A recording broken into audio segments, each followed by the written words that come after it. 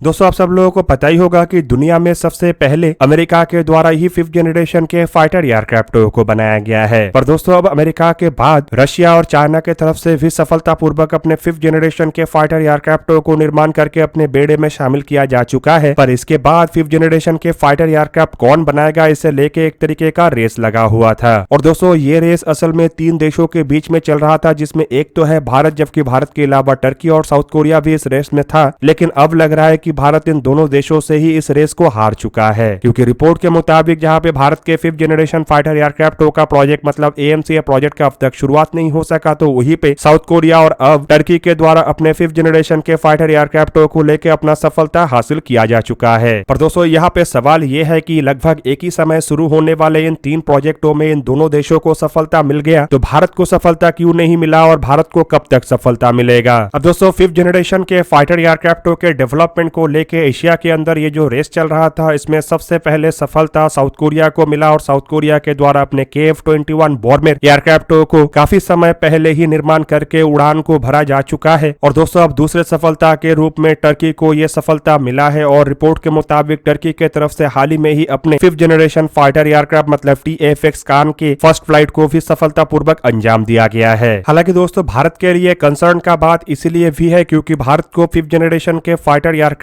का फिलहाल आवश्यकता सबसे अधिक है, क्योंकि भारत के पड़ोस में चाइना के द्वारा काफी बड़े मात्रा में ऐसे एयरक्राफ्ट को निर्माण किया जा चुका है और चाइना ऐसे एयरक्राफ्ट को पाकिस्तान को भी सौंप सकता है। लेकिन भारत का ही जो प्रोजेक्ट है वो सबसे डिले है और अब तक AMCA एयरक्राफ्ट के प्रोजेक्ट के अंतर्गत प्रोटोटाइपों के डेवलपमेंट का काम तक शुरू नहीं हो सका। अब दोस्तों, आप लोगों के जानकारी के लिए यहाँ पे बता दूं कि KF-21 और TFX कान एयरक्राफ्ट के रूप में जो 2 एयरक्राफ्ट को साउथ कोरिया और टर्की के तरफ से निर्माण किया गया है, दोनों एयरक्राफ्टों ने ही अपने फ्लाइट टेस्टों का शुरुआत तो कर दिया है, लेकिन इन दोनों एयरक्राफ्टों में ही कई तरीके के कमियों का खबर आ रहा है। खास करके अगर साउथ कोरिया के KF-21 बॉर्मेर एयरक्राफ्टों को देखा जाए तो इन एयरक्राफ्टों को फिलहाल एक 5th जनरेशन का एयरक्राफ्ट नहीं कहा जा रहा है, क्योंकि इसमें किसी भी तरीके का इंटरनल वेपन बे नहीं है। हालांकि ये काफी हद तक स्टेल्थी एयरक्राफ्ट है, जिन कारणों की वजह से एटलीस्ट इन एयरक्राफ्टों को -5th जनरेशन के एयरक्राफ्टों का दर्जा मिल रहा है। वहीं पे दोस्तों, कान एयरक्राफ्टों को लेके बताया जा रहा है कि इन एयरक्राफ्टों को भी एक प्रॉपर 5th जनरेशन का एयरक्राफ्ट नहीं कहा जा सकता है। हालांकि इनमें इंटरनल वेपन बे है, लेकिन फिर भी इसमें एक पुराने अमेरिकी इंजनों का इस्तेमाल किया गया है। और दोस्तों, ये जो इंजन है ये काफी अधिक नॉइजी भी है और काफी हीट भी जनरेट करता है, जिन कारणों की वजह से एयरक्राफ्टों के स्टेल्थ फीचर के ऊपर असर पड़ेगा। हालांकि टर्की अपने खुद के इंजनों के डेवलपमेंट का भी प्रयास चला रहा है और इसके लिए रोल्स रॉयस जैसे कंपनियों के साथ भी टर्की का काम चल रहा है। पर जब तक ये नया जनरेशन का इंजन तैयार नहीं हो जाता है, तब तक टर्की के ये कान एयरक्राफ्ट को एटलीस्ट प्रॉपर 5th जनरेशन का एयरक्राफ्ट नहीं कहा जाएगा। हालांकि टर्की का इरादा यह है कि अमेरिकी इंजनों के साथ एयरक्राफ्ट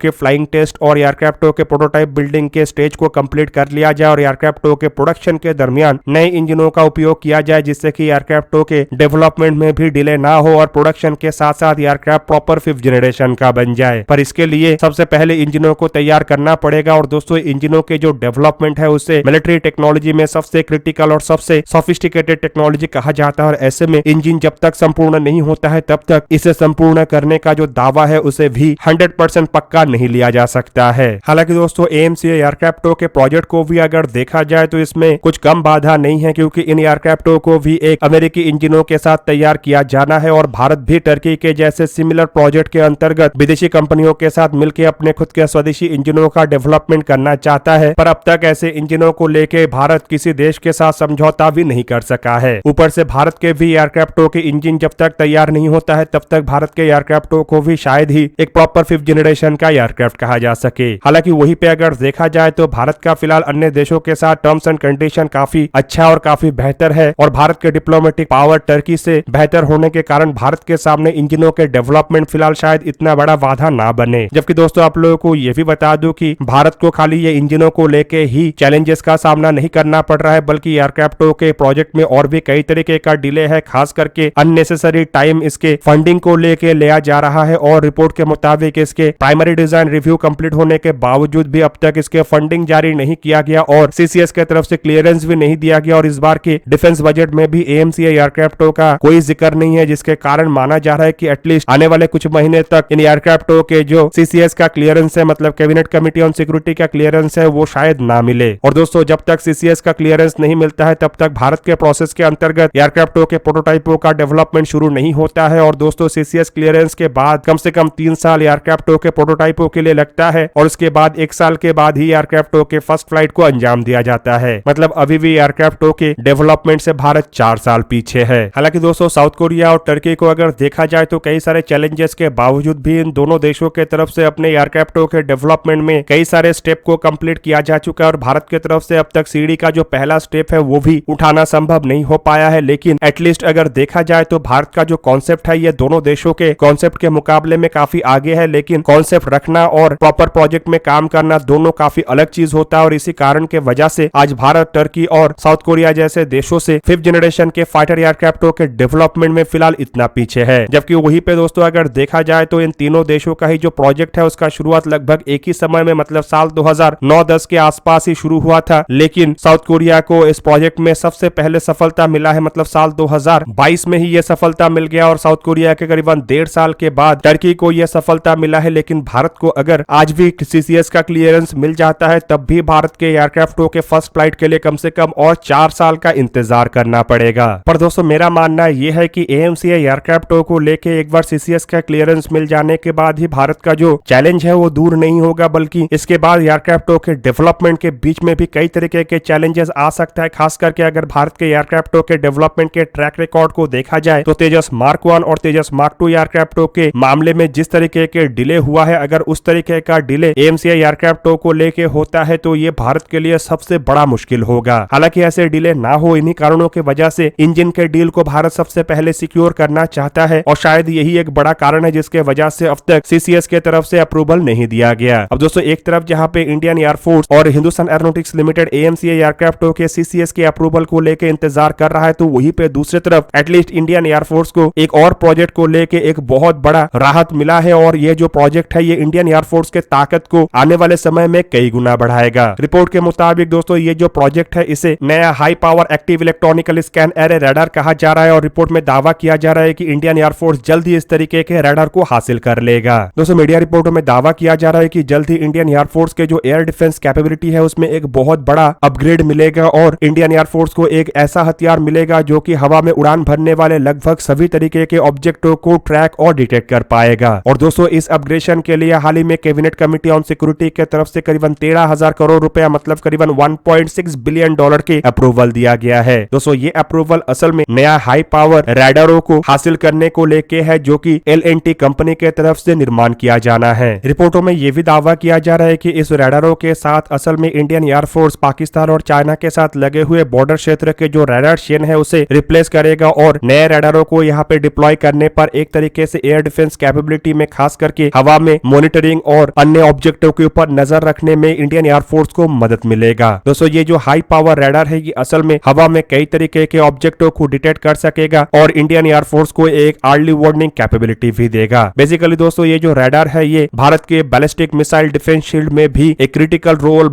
निभाएगा, खास करके इनकमिंग बैलिस्टिक मिसाइलों को ट्रैक करने के मामले में। और रिपोर्टों में यह भी दावा किया जा रहा है कि ये जो रडार है ये असल में active electronical scan array technology के साथ होगा जो कि एक सुपीरियर डिटेक्शन कैपेबिलिटी प्रोवाइड करने के साथ साथ ट्रैकिंग और जैम रजिस्टरिंग कैपेबिलिटी की भी प्रोवाइड करेगा और ये किसी भी तरीके के कन्वेंशनल रडारों के मुकाबले में कई गुना अधिक ताकतवर होगा। इंडियन एयरफोर्स फिलहाल इस तरीके के काफी बड़े संख्या में रडारों को डिप्लॉय करने को लेकर अपना सोच विचार रख रहा है ताकि एक एक करके पुराने सभी रडारों को रिप्लेस किया जा सके। पर दोस्तों ये जो रडार एक्विजिशन है ये भारत के लिए और भी एक बड़ा खबर इसलिए है क्योंकि इस तरीके के जो रडार है इसे इंडिजीनियसली बनाया गया है और अब पुराने जो विदेशी रडार है उसे स्वदेशी रडारों से रिप्लेस किया जाएगा, जिससे कि भारत के जो आत्मनिर्भर भारत के संकल्प है वो भी पूरा होगा और अन्य देशों के ऊपर डिफेंस इक्विपमेंटों को लेके जो डिपेंडेंसी है वो भी कम से कम होगा। दोस्तों आप लोगों को क्या लगता है कि इंडियन एयरफोर्स को ये जो रडार मिलने जा रहा है ये इंडियन एयरफोर्स को कितना हद तक मदद कर सकेगा और 5th जनरेशन के एयरक्राफ्टों के डेवलपमेंट को लेके भारत जो टर्की और साउथ कोरिया से पीछे आ गया है ये भारत के लिए कितना बड़ा झटका है? कमेंट करके अपनी राय अवश्य दीजिए। दोस्तों आज के इस वीडियो को यहीं पे ही करते हैं समाप्त। किसी और एक दिन किसी और एक वीडियो में मिलेंगे, तब तक के लिए जय हिंद, वंदे मातरम।